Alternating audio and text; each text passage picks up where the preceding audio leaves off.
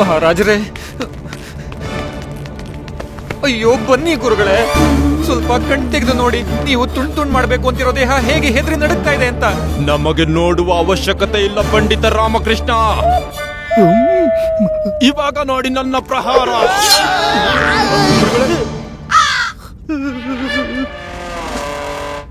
ನೀವ ಕ್ಷಮಿಸ್ಬಿಡಿ, ಕ್ಷಮಿಸಿ. ತಪ್ಪಾಗೋಯ್ತು. ನನ್ನ ಕೋಪದಲ್ಲಿ ನೀವಂತ ನೋಡ್ಲಿಲ್ಲ. ಇಲ್ಲ ಅಂದ್ರೆ ನಾನ್ ನಿಮ್ಮ ಮೇಲೆ ಕೈ ಎತ್ತಕ್ಕಾಗುತ್ತಾ? ಆದ್ರೆ ನಾವು ನಮ್ ಕೈನ ಎತ್ಬೋದಲ್ವಾ? ಮಹಾರಾಜರೇ, ನೀವು ನನ್ ಮೇಲೆ ಯಾಕೆ ಕೋಪ ಮಾಡ್ಕೋತಾ ಇದ್ದೀರಾ? ಕ್ಷಮಿಸಿ ಮಹಾರಾಜರೇ, ನಾವು ನಿಮ್ ಮೇಲೆ ಕೋಪ ಮಾಡ್ಕೊಳ್ತಿಲ್ಲ. ನೀವು ಮಾಡ್ತಿರೋ ಬ್ರಹ್ಮಹತ್ಯೆನ ತಡಿತಾ ಇದ್ದೀನಿ. ಬ್ರಹ್ಮಹತ್ಯೆ? ಎಂತ ಅನರ್ಥ ಆಗೋಗ್ತಿತ್ತು. ನಾವಿಲ್ಲಿ ಬರೀ ನಮ್ಮ ಶಕ್ತಿಯ ಪ್ರದರ್ಶನ ಮಾಡ್ತಾ ಇದ್ವಿ. ಮಹಾರಾಜರೇ, ಇಂಥ ಅಸಹಾಯಕ ಬ್ರಾಹ್ಮಣನ ಮೇಲೆ ಕ್ಷಮಿಸಿ. ನಾವಿಲ್ಲಿ ವಿಶೇಷ ಉದ್ದೇಶದಿಂದ ಬಂದಿದ್ದೀವಿ. ಈ ದಿನ ನೀವಿಬ್ರು ಜೊತೆಯಲ್ಲೇ ಊಟ ಮಾಡ್ಬೇಕು. ಹಾ, ಊಟದ ವ್ಯವಸ್ಥೆನ ನಾವಿಬ್ರು ಮಾಡ್ತೀವಿ. ಬೇಡ. ಏನು ಏನು? ನೀವು ಸುಮ್ನೆ ಚಿಂತೆ ಮಾಡ್ತಾ ಇದ್ದೀರಾ. ಇಲ್ಲಿ ಪ್ರಸಿದ್ಧ ಭಟ್ರು ಬಂದಿದ್ದಾರೆ, ಅವರು ಅಡ್ಗೆ ಮಾಡ್ತಾರೆ. ಹಾ, ನೀವು ದೂರದ ಪ್ರಯಾಣ ಮಾಡ್ಕೊಂಡು ಬಂದಿದ್ದೀರಾ. ನೀವು ಕಷ್ಟ ತಗೊಳ್ಳೋ ಅವಶ್ಯಕತೆ ಇಲ್ಲ. ನಮ್ಮ ಬಳಿ ಕೂಡ ವಿಶ್ವದ ಶ್ರೇಷ್ಠ ಅಡಿಗೆ ಭಟ್ರಿದ್ದಾರೆ, ಅವ್ರು ಮಾಡ್ತಾರೆ. ಹಾ, ನೀವು ಕಷ್ಟಪಡುವ ಅವಶ್ಯಕತೆ ಇಲ್ಲ. ಅವಶ್ಯಕತೆ ಇದೆ ಮಹಾರಾಜರೇ. ಇವತ್ತು ನೀವಿಬ್ರು ನಿರ್ಧಾರ ಮಾಡ್ಬೇಕು, ನಮ್ಮಿಬ್ರಲ್ಲಿ ಪಾಕಶಾಲೆಯಲ್ಲಿ ಯಾರ್ ನಿಪುಣರು ಅಂತ. ಬೇಡ ಬೇಡ. ಏನ್ ಹೇಳಿದ್ರಿ? ಸರಿ ಅಂತಾನಾ? ಹೌದಂತೆ. ನಮ್ಮ ಸ್ವಾಮಿ ಇಲ್ಲ ಅಂತ ಹೇಳೋದೇ ಇಲ್ಲ. ಅವ್ರಿಗೆ ಊಟ ಅಂದ್ರೆ ತುಂಬಾ ಇಷ್ಟ. ಹಸಿವಾಗ್ತಾ ಇದೆ, ಅದಕ್ಕೆ ತಾನೇ ಬೇಡ ಹೇಳ್ತಾ ಇರೋದು. ನೀವು ಮಾಡಿರೋ ಅಡ್ಗೆನ ನೋಡಿ ನನ್ನ ಹಸುವೆ ನೀಗೋಗುತ್ತೇನೋ. ನಿಮ್ಮ ಅಡಿಗೆಯ ಸುವಾಸನೆಯಿಂದ ವಿಜಯನಗರದ ಜನ ಮೂರ್ಛನೆ ಹೋಗ್ಬಿಟ್ಟಾರು.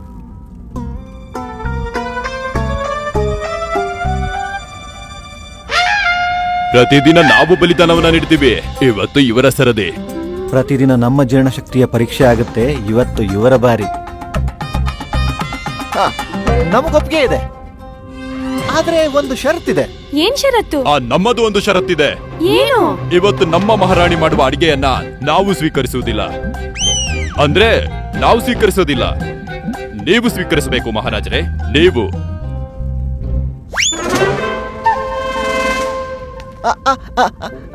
ಸರಿ ಸರಿ, ನಮಗೆ ಒಪ್ಪಿಗೆ ಇದೆ, ನಮಗೆ ಒಪ್ಪಿಗೆ ಇದೆ.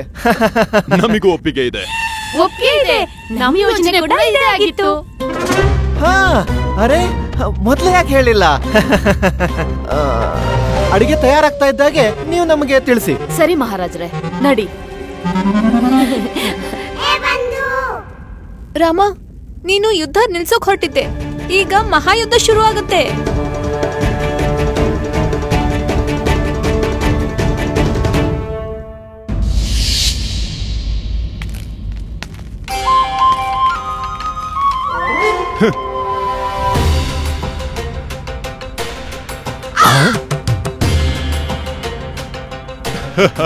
ದಯಮಾಡಿ.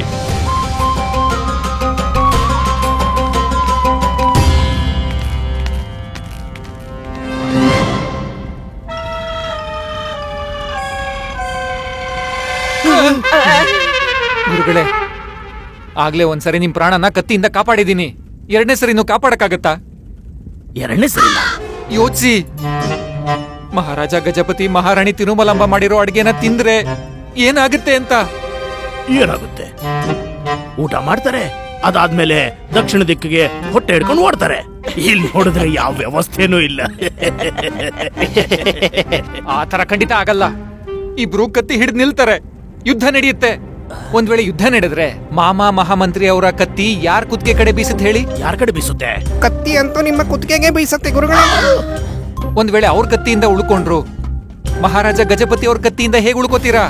ಅವ್ರ ಕತ್ತಿನ ಒಂದು ಬಾರಿ ಬೀಸಿದ್ರೆ ಆಮೇಲೆ ನಿಮ್ ಕತ್ತೆ ಗೊಟ್ಟಕ್. ಈಶ್ವರ, ಸಂಕಟದ ಮೇಲ್ ಸಂಕಟ, ಸಂಕಟದ ಮೇಲ್ ಸಂಕಟ. ಏನ್ ನಡೀತಾ ಇದೆ ನನ್ನ ಜೀವನದಲ್ಲಿ?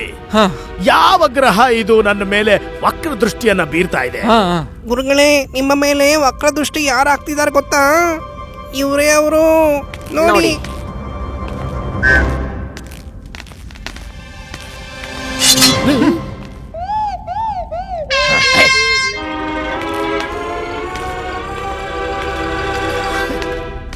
ಇವನು ಗ್ರಹ ಅಲ್ಲ, ಬರೀ ಧೂಮಕೇತು ಇವನನ್ನ ನಾವು ಬರೀ ಕೈಯಲ್ಲೇ ಹೊಸ್ಕಾಕ್ಬಿಡ್ತೀವಿ. ಕೊನೆಯ ಅವಕಾಶ. ತೃಪ್ತಿ ಆಗ್ಬಿಡಿ ಗಜಪತಿ ಅವರೇ. ಇವತ್ತಿನ ನಂತರ ನಿಮ್ಮ ನಾಲಿಗೆಗೆ ಯಾವುದೇ ರುಚಿ ನೆನಪಿರೋದಿಲ್ಲ. ನಕ್ಕಬಿಡಿ ಕೃಷ್ಣದೇವರಾಯರೇ, ಇವತ್ತಿನ ನಂತರ ಊಟದ ಹೆಸರು ಕೇಳಿದ್ರೇನೆ ಭಯ ಶುರುವಾಗುತ್ತೆ.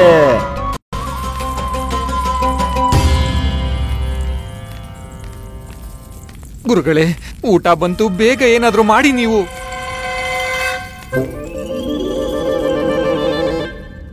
ನಿಲ್ಸಿ ನಿಲ್ಸಿ ನಿಲ್ಸಿ. ಮಹಾರಾಜರೇ ಕ್ಷಮಿಸಿ, ನನ್ನ ಮನಸ್ಸಿಗೆ ಖೇದ ಆಗ್ತಾ ಇದೆ. ಈ ಭೋಜನ ಕಾರ್ಯಕ್ರಮವನ್ನ ನಿಲ್ಲಿಸಬೇಕು. ನಾವು ಹೇಳ್ತೀವಿ.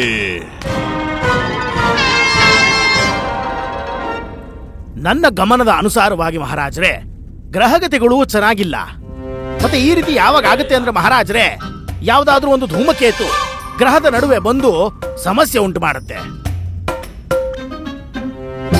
ಇದು ಸಾಧ್ಯವಿಲ್ಲ. ನಿಮ್ಮ ಲೆಕ್ಕ ತಪ್ಪಾಗಿದೆ. ನೀವು ನನ್ನ ವಿದ್ಯೆನ ಪರೀಕ್ಷೆ ಮಾಡ್ತಿದ್ದೀರಾ? ಖಂಡಿತವಾಗ್ಲೂ ಪರೀಕ್ಷಿಸ್ತಿದ್ದೀವಿ. ನೀವು ಒಂದು ವಿಷಯ ಹೇಳಿ, ಈ ಆಕಾಶ ಗಂಗೆಯಲ್ಲಿ ಸೂರ್ಯನ ಅಕ್ಕಪಕ್ಕ ಇರೋ ಗ್ರಹಗಳು ನೇರ ದಿಕ್ಕಲ್ಲಿ ಚಲಿಸ್ತಿದಾವೋ ಅಥವಾ ವಿರುದ್ಧ ದಿಕ್ಕಲ್ಲಿ ಚಲಿಸ್ತಿದಾವೋ? ಅದು ಆಕಾಶದಲ್ಲಿ ಅದು ಈ ಕಡೆಯಿಂದ ಬರ್ತಾ ಇದೆಯಾ? ಅಯ್ಯೋ, ಹೇಗೆ ಓಡಾಡ್ತಾ ಇದೆಯೋ ಏನೋ.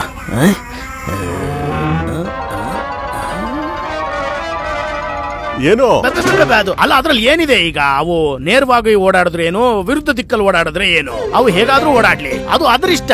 ಅದರಿಂದ ನಮಗೇನಾಗ್ಬೇಕಾಗಿದೆ ನನಗೆ ಗೊತ್ತಿಲ್ಲ. ಹಾಗಾದ್ರೆ ಮತ್ತೆ ಹೇಳ್ಬೇಡಿ, ಇದನ್ನೇ ನಾವು ನಿಮಗೆ ಹೇಳ್ತಿರೋದು. ಗುರುಗಳೇ, ಇದು ಯಾವ ತರಹದ ವ್ಯರ್ಥ ವಾದ ವಿವಾದಗಳಲ್ಲಿ ಮುಳುಗಿದ್ದೀರಾ ನೀವು?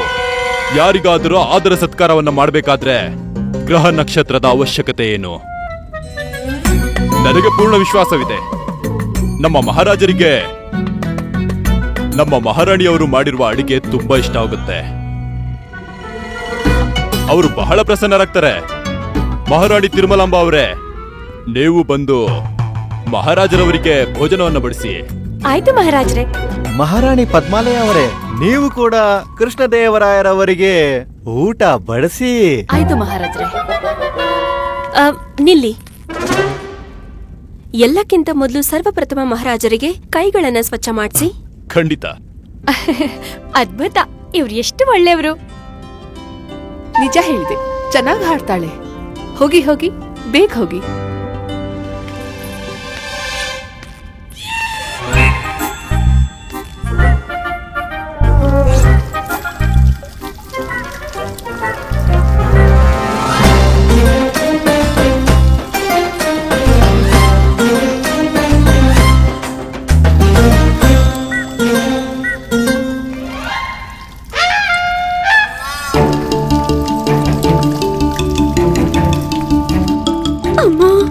ಮದ್ವೆ ಆದ್ಮೇಲೆ ಮಾಡೋ ಕೆಲಸ ಈಗ್ಲೇ ಮಾಡ್ತಾ ಇದ್ದಾಳೆ.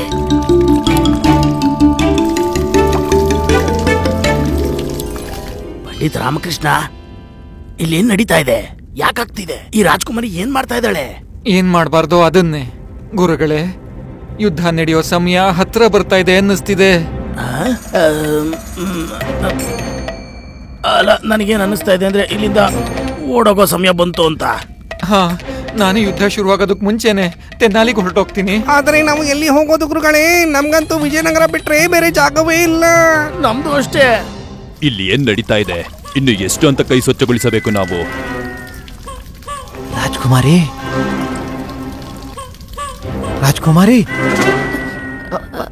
ಇನ್ನೂ ಎಷ್ಟು ಕೈಗಳನ್ನ ಸ್ವಚ್ಛಗೊಳಿಸ್ತೀರಾ? ಅವ್ರದ್ದು ಆಯ್ತು ಅನ್ಸುತ್ತೆ. ನಾವು ಇಲ್ಲಿ ಕಾಯ್ತಾ ಇದ್ದೀವಿ.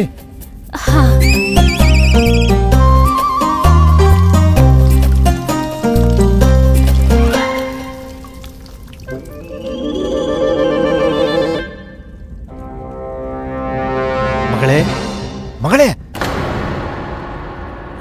ನೀರು ಖಾಲಿ ಆಯ್ತು. ಸರಿ.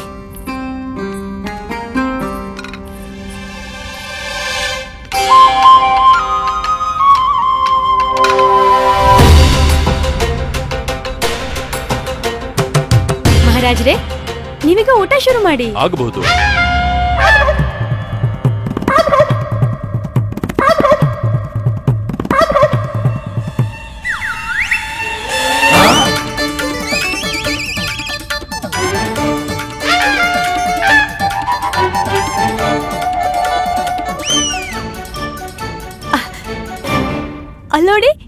ಮಹಾರಾಜರ ಮುಖದಲ್ಲಿ ಎಷ್ಟು ಸಂತೋಷ ಕಾಣ್ತಿದೆ. ನನ್ ಕೈ ರುಚಿ ಊಟ ಮಾಡ್ದಾಗ ಕಾಣ್ತಿತ್ತಲ್ಲ, ಅದೇ ಖುಷಿ ಈಗ್ಲೂ ಕಾಣ್ತಿದೆ.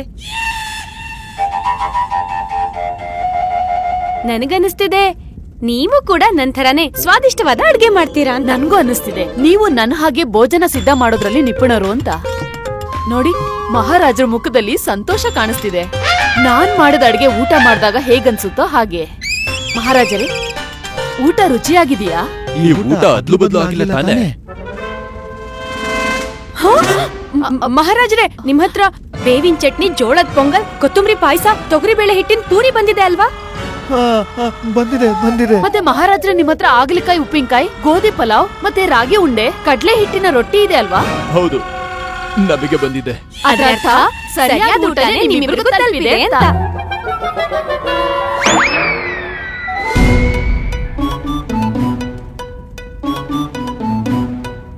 ಇದರ ಅರ್ಥ ಏನು ಅಂದ್ರೆ ಒರಿಸ್ಸಾ ರಾಜರೇ, ನಾವಿಬ್ರು ಒಂದೇ ದೋಣಿ ಮೇಲೆ ಸವಾರಿ ಮಾಡ್ತಾ ಇದೀವಿ. ಶುರು ಮಾಡಿ. ನೀವು ಕೂಡ ಊಟ ಶುರು ಮಾಡಿ. ಇದನ್ನ ಹೊರತುಪಡಿಸಿ ಬೇರೆ ಮಾರ್ಗನೂ ಇಲ್ಲ.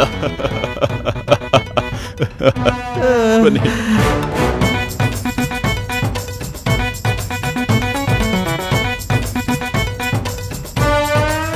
ಈಗ ಇನ್ನು ಈ ಅತ್ಯಾಚಾರ ನನ್ನಿಂದ ಸಹಿಸ್ಕೊಳಕ್ ಆಗ್ತಾ ಇಲ್ಲ.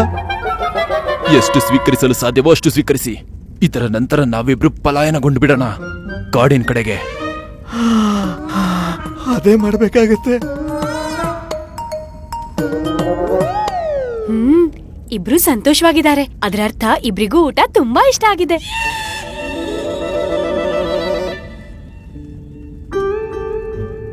ಪಂಡಿತ್ ರಾಮಕೃಷ್ಣ, ಈ ಯುದ್ಧ ಆಗೋ ಸಮಯಕ್ಕೆ ಸರಿಯಾಗಿ ಮಿತ್ರತ್ವ ಹೇಗ್ ಬೆಳೀತಾ ಇದೆ? ಮಿತ್ರತ್ವ ಅಲ್ಲ ಗುರುಗಳೇ, ಸಹಾನುಭೂತಿ ಅನ್ನಿಸ್ತಾ ಇದೆ. ನೋಡ್ತಾ ಇದ್ರೆ ಇಬ್ರು ಮಹಾರಾಣಿಯರು ಅಡಿಗೆ ಮಾಡೋದ್ರಲ್ಲಿ ತುಂಬಾ ನಿಪುಣರು ಅಂತ ಅನ್ಸುತ್ತೆ. ಮಹಾರಾಜರೇ, ಇನ್ನೊಂದ್ ಸ್ವಲ್ಪ ತರ್ಲೇನು? ಬೇಡ, ನಮಗೆ ಅವಶ್ಯಕತೆ ಇಲ್ಲ. ನಮ್ಮ ಹೊಟ್ಟೆ ತುಂಬೋಗಿದೆ, ನಮ್ ಕೈಯಲ್ಲಿ ತಿನ್ನಕ್ಕಾಗಲ್ಲ. ಇನ್ನು ಇವರಿಗೆ ಕೊತ್ತಂಬರಿ ಪಾಯಸ ಬಿಡಿಸಿ ಮಹಾರಾಜರಿಗೆ. ಬೇಡ ಬೇಡ ಬೇಡ ಬೇಡ ಬೇಡ ಬೇಡ. ನಮ್ ಕುತ್ತಿಗೆ ತನಕ ಹೊಟ್ಟೆ ತುಂಬಿದೆ. ಒಂದೇ ಒಂದ್ ತುತ್ತು ಕೂಡ ಒಳಗ್ ಹೋಗಲ್ಲ. ಖಂಡಿತ ಹೋಗಕ್ಕಾಗಲ್ಲ. ಮಹಾರಾಜರೇ, ನೀವು ಹೇಳಲೇ ಇಲ್ಲ ಊಟ ಹೇಗಿತ್ತು ಅಂತ. ನನಗನ್ನಿಸ್ತಾ ಇದೆ ಇವೆಲ್ಲ ನೋಡಿದ್ರೆ ಕೆಟ್ಟದಾದ ಅಡಿಗೆ ಮಾಡುವ ಪೈಪೋಟಿ ನಡೀತಾ ಇದೆ ಅಂತ. ಏನು? ಕೆಟ್ಟದಾದ ಅಂದ್ರೆ ತುಂಬಾ ಚೆನ್ನಾಗಿರುವ ಅಡಿಗೆ ಮಾಡುವ ಪೈಪೋಟಿ ಹೀಗೆ ಅನ್ನಿಸ್ತಾ ಇತ್ತು ನಮಗೆ. ಮಹಾರಾಜರೇ, ನೀವ್ ಈಗ್ಲೇ ತಿಳಿಸ್ಬೇಕು ಯಾವ ಊಟ ರುಚಿಕರವಾಗಿತ್ತು ಅಂತ. ಸಿಕ್ಕಾಕೊಂಡ್ರಿಬ್ರು. ಗುರುಗಳೇ, ನಗ್ಬೇಡಿ, ಪಾಪ ಅವರಿಬ್ರು ಸಿಕ್ಕಾಕೋತಾರೆ. ಆದ್ರೆ ನಿಮ್ಮಿಬ್ರಿಗೂ ನಮ್ಮಿಬ್ರಲ್ಲಿ ಒಬ್ಬರ ಹೆಸರನ್ನ ತಗೊಳ್ಳೇಬೇಕಾಗತ್ತೆ ಅಲ್ವಾ? ನಮ್ಮಿಬ್ರಲ್ಲಿ ಸರ್ವಶ್ರೇಷ್ಠ ಯಾರು ಅಂತ ಇವ್ರು ಹೇಳ್ತಾರೆ. ನಾವು ಹೇಗ್ ಹೇಳಕ್ ಸಾಧ್ಯ? ಪಂಡಿತ್ ರಾಮಕೃಷ್ಣ ಗುರುಗಳು ಇವರಿಬ್ರು ಪಕ್ಷಪಾತವನ್ನ ಮಾಡ್ದೇನೆ ಯಾರ ಅಡಿಗೆ ತುಂಬಾ ಚೆನ್ನಾಗಿತ್ತು ಅಂತ ಹೇಳ್ತಾರೆ. ಮಹಾರಾಜ್ರೆ, ನನ್ನ ನಾಲ್ಗೆಲಿ ಹುಣ್ಣಾಗಿದೆ. ಹುಣ್ಣು ನನ್ಗೆ ತಿನ್ನೋದಿಕ್ಕೆ ಆಗೋದಿಲ್ಲ. ಗುರುಗಳು ಹೇಳ್ತಾರೆ. ವ್ರತ? ನಾನ್ ವ್ರತದಲ್ಲಿದ್ದೀನಿ ಮಹಾರಾಜರೇ, ನಾನ್ ತಿನ್ನೋಕ್ಕಾಗಲ್ಲ. ನಾನ್ ಹೇಗೆ ತಿಂದೆ ಹೇಳಿ ಮಹಾರಾಜರೇ? ಮಹಾಮಂತ್ರಿ ಇವ್ರೇನ್ ಮಾಡ್ತಾರೆ? ಇವ್ರು ಯಾವ್ದಾದ್ರು ಕೆಲ್ಸಕ್ಕೆ ಉಪಯೋಗ ಆಗ್ಬೇಕಲ್ವಾ? ನಾವು ಹೇಳ್ತೀವಿ. ಹೇಳಿ. ಸಿಕ್ಕಾಕೊಂಡ್ರು ಮಹಾರಾಜ.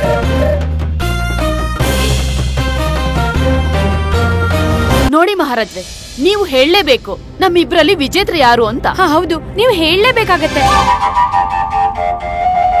ಹೇಳಬೇಕಲ್ವೇ?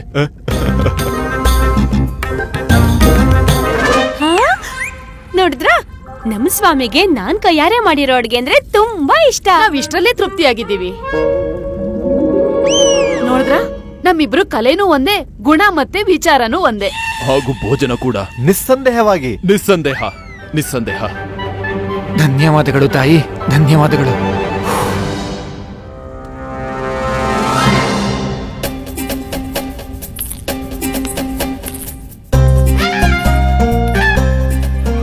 ಅಯ್ಯೋ, ಇವ್ರು ಏನ್ ಮಾಡ್ತಾ ಇದ್ದಾರೆ? ಅವಾಗಿಂದ ಅದನ್ನೇ ಹೇಳ್ತಾ ಇದ್ದೀನಿ, ಒಲೆ ಬೀಸ್ತಿದ್ದಾಳೆ. ಈ ವಿಶೇಷ ಪಾನೀಯ ನಿಮ್ಗಾಗಿ. ಅಲ್ಲ ಶರಬತ್ತು. ನನಗೆ ಗೊತ್ತಿತ್ತು ನನ್ನ ತಾಯಿ ಮಾಡಿದ ಊಟವನ್ನ ತಿಂದ ಮೇಲೆ ನಿಮ್ಗೆ ಇದರ ಅವಶ್ಯಕತೆ ಇರುತ್ತೆ ಅಂತ.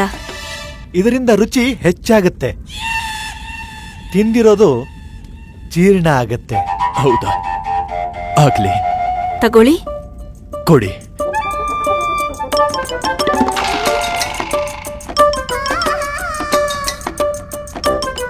ಧನ್ಯವಾದ. ಧನ್ಯವಾದ.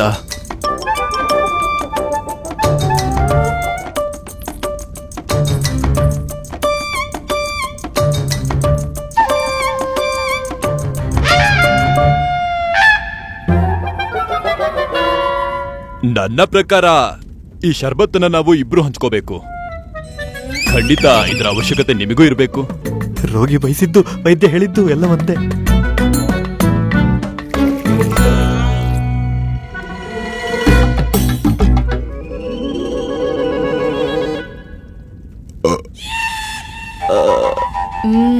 ನೋಡಿದ್ರಾ, ಇಬ್ರು ಹೊಟ್ಟೆ ತುಂಬಾ ಊಟ ಮಾಡಿದ್ರು.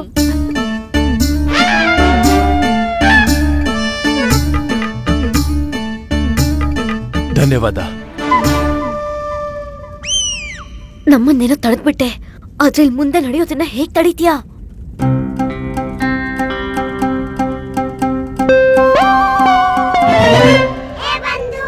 ರಾಮ, ನೋಡ್ತಿದ್ಯಲ್ಲ, ಆದಿಶೇಷಗಿರಿಯ ಮನಸ್ಸಿನ ಮಾತು ಮತ್ತೆ ಶಾರದಾ ಸಂದೇಶ ಸತ್ಯವಾಗೋದಿಲ್ಲ ತಾನೆ? ಹೇಗೆ ನಿಮ್ಮ ಬಳಿ ಶತ್ರುಗಳನ್ನ ಗುರುತಿಸಿ ಅವರ ಮನಸ್ಸನ್ನು ಗೆಲ್ಲುವ ಕಲೆ ಇದೆ. ಬಂದು ಇಲ್ಲೇನೋ ಎಡವಟ್ ನಡೆಯುತ್ತೆ ಅಂತ ಅನ್ನಿಸ್ತಾ ಇದೆ. ಈ ಕ್ಷಣ ಮಾತ್ರದ ಮಿತ್ರತ್ವ ಮುಂದೆ ಶತ್ರುತ್ವ ಆಗಿ ಬದಲಾಗಲ್ಲ ತಾನೆ?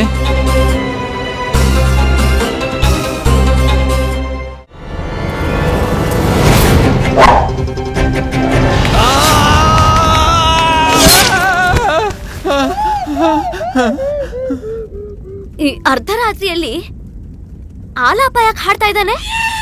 ಇದು ಮಹಾರಾಣಿ ಚಿನ್ನಾದೇವಿ ಅವ್ರ ಒಳಗಡೆ ಅಡಗಿರೋ ಕಲೆ. ಕಲೆಗಿಲೆ ಏನೂ ಅಲ್ಲ, ಕಿರ್ಚ್ಕೊಂಡೆ ನಾನು. ನಾವಿಬ್ರೇನೋ ಇಲ್ಲಿ ಮಾತಾಡ್ತಾ ಇದೀವಿ, ಇದಕ್ ನೀನ್ಯಾಕ್ ವಿಘ್ನ ತರ್ತಾ ಇದೀಯಾ? ನೀವು ಕೆಲ್ಸಕ್ಕೆ ಬರ್ದೇ ಇರೋ ವಾದ ವಿವಾದ ಮಾಡ್ತಾ ಇರಿ. ನಾನಿಲ್ಲಿ ನಿದ್ದೆಯಿಂದ ಭಯ ಪಟ್ಕೊಂಡು ಎಚ್ಚರ ಆದೆ, ಅದ್ರ ಬಗ್ಗೆ ಚಿಂತೆ ಇಲ್ಲ ನಿಮ್ಗೆ? ಇಲ್ಲ. ಈಗ ಹೇಗಿದ್ರು ಎಚ್ಚಾಯ್ತಲ್ವಾ? ಈಗ ನಮ್ ಸಮಸ್ಯೆಗೂ ಏನಾದ್ರು ಪರಿಹಾರ ಹೇಳು. ಯಾವ ಸಮಸ್ಯೆ? ಅದು ಆ ಜಗನ್ಮೋಹಿನಿ ವಿಷಯನ ಮಹಾರಾಣಿಯರಿಗೆ ಹೇಳ್ಬೇಕು ಅಂತ ಇದೀವಿ, ಆದ್ರೆ ಹೇಳಕ್ ಆಗ್ತಾ ಇಲ್ಲ. ಒಳ್ಳೆ ಕೆಲಸ ಮಾಡಿದ್ರಿ, ನಾನ್ ಬೇಡ ಅಂದಿದ್ದೆ ತಾನೆ. ನೀನ್ ಬೇಡ ಅಂದ ತಕ್ಷಣ ಬಿಟ್ಬಿಡ್ತೀವಾ? ನೀನು ಹಾಲ್ ಮಾರೋ ವಿಷಯದಲ್ಲೂ ಹೀಗೆ ಏನೋ ವಿಷಯ ಹೇಳಿದ್ದೆ ಅಲ್ವಾ? ಅದು ನಾವು ಕೇಳಿದ್ವಾ? ಇಲ್ಲ. ನಿನ್ ಹೊಸ ಪಂಚೆ ಮೇಲೆ ಅಕ್ಕಿನ ಒಣಗ ಹಾಕ್ಬಾರ್ದು ಅಂತ ಹೇಳಿದ್ದೆ ಅಲ್ವಾ? ಅದು ನಾವು ಕೇಳಿದ್ವಾ? ಇಲ್ಲ. ನೀನು ನಿನ್ನ ಅಂಗವಸ್ತ್ರದಿಂದ ಗುಂಡಪ್ಪ ಮೂಗು ಒರೆಸ್ಕೋಬಾರ್ದು ಅಂತ ಹೇಳಿದ್ದೆ ಅಲ್ವಾ? ಅದು ನಾವು ಕೇಳಿದ್ವಾ? ಇಲ್ಲ. ಆದ್ರೆ ನಾನು ಹೇಳೋ ಯಾವ ಮಾತು ನೀವು ಕೇಳಲ್ಲ ಅಲ್ವಾ? ಇಲ್ಲ ಇಲ್ಲ, ಆತರ ಏನಿಲ್ಲ, ನಾವು ಕೇಳಿಸ್ಕೋತೀವಿ. ಆದ್ರೆ ಒಂದ್ ಕಿವಿಯಿಂದ ಕೇಳಿ ಇನ್ನೊಂದ್ ಕಿವಿಯಿಂದ ಬಿಟ್ಬಿಡ್ತೀವಿ. ನೀವು ನನ್ ಮಾತೆ ಕೇಳಲ್ಲ ಅಂದ್ಮೇಲೆ ನಾನ್ ಯಾಕೆ ನಿಮ್ ಸಮಸ್ಯೆ ಬಗೆಹರಿಸಬೇಕು? ಬೇಡ ಬಿಡು ಅಮ್ಮ, ನಮ್ಮ ಮಹಾರಾಣಿಯರಿಗೆ ಇದನ್ನ ಹೇಳಿಲ್ಲ ಅಂದ್ರೆ ನನ್ ಹೊಟ್ಟೆ ನೋವು ನಿಲ್ಲೋದೇ ಇಲ್ಲ ಅಮ್ಮ. ಆಮೇಲೆ ಇಬ್ರು ಮಹಾರಾಣಿಯರ ಮಧ್ಯದಲ್ಲಿ ನಡೆಯೋ ಆ ಮನಮೋಹಕ ಯುದ್ಧನ ನಮ್ ಕೈಲಿ ನೋಡಕ್ಕೂ ಆಗಲ್ಲ ನಾವು ಅವಳ ಬಗ್ಗೆ ಹೇಳಿದಾಗ. ಶಿವ ಶಿವ ಶಿವ ಶಿವ ಶಿವ ಶಿವ, ನೋಡಿ ಇವ್ರಿಬ್ರನ್ನ ಯಾವಾಗ್ಲೂ ಮನರಂಜನೆ ಬಗ್ಗೆನೇ ಚಿಂತೆ. ಛೀ ಛೀ. ಏ, ನಮ್ಗೆ ಉಪ್ಪಿನ ಋಣನು ಇದೆ ಕಣೋ. ನಾವು ದ್ರೋಹ ಬಗೆಬಾರ್ದು ಉಂಡು ಮನೆಗೆ. ಆ ಋಣದ ಭಾರನ ಯಾವತ್ತಾದ್ರೂ ಕಡಿಮೆ ಮಾಡ್ಕೋಬೇಕಲ್ವಾ? ಸತ್ಯ ಹೇಳ್ತಿದ್ದೀರಾ ಅಮ್ಮ, ಈ ವಿಷಯ ಹೇಳಬೇಕು, ಇಲ್ಲ ಜಗನ್ಮೋಹಿನಿ ಬೇರೆ ಏನಾದ್ರೂ ಮಾಡಿದ್ರೆ ಕಷ್ಟ ಆಗುತ್ತೆ. ಆದ್ರೆ ಜಗನ್ಮೋಹಿನಿ ಇದ್ರಲ್ಲಿ ಗೆಲ್ಲಿಲ್ಲ ಅಂದ್ರೆ ಅದ್ರಲ್ಲಿ ಹಾನಿಯಾಗೋದು ನಮ್ಗೇನೆ. ಅದ್ ಹೇಗೆ? ನಮ್ಗೆ ವಿವಾಹದಲ್ಲಿ ಸಿಗೋ ಹೊಸ ವಸ್ತ್ರ, ಚಿನ್ನ ಬೆಳ್ಳಿ, ಉಡುಗೊರೆ ಅದೆಲ್ಲ ಏನು ಸಿಗಲ್ವಲ್ಲ ಅಂತ. ಸ್ವಲ್ಪ ಹೊತ್ತಿನ ಮುಂಚೆ ಉಪ್ಪಿನ ಬಗ್ಗೆ ಚಿಂತೆ, ಈಗ ಉಡುಗೊರೆಗಳ ಬಗ್ಗೆನಾ? ಏ, ಇದೆಲ್ಲ ನಿನಗೆ ಅರ್ಥ ಆಗಲ್ಲ. ಈ ಸಮಸ್ಯೆಗೆ ಪರಿಹಾರ ನಾವೇ ಹುಡ್ಕೋಬೇಕಾಗತ್ತೆ. ಅಮ್ಮ, ನಾವ್ ಈ ವಿಷಯದ ಬಗ್ಗೆ ರಾಣಿಯರ್ಗೇನು ಹೇಳೋದೇ ಬೇಡ. ಜಗನ್ಮೋಹಿನಿ ಸಫಲಳಾಗ್ತಾಳೆ. ವಿವಾಹದಲ್ಲಿ ಸಿಗೋ ಉಡುಗೊರೆನ ನೀವ್ ನನಗ್ ಕೊಡಿ, ಮೃಷ್ಟಾನ್ನನೆಲ್ಲ ನಿಮಗ್ ಕೊಡ್ತೀನಿ.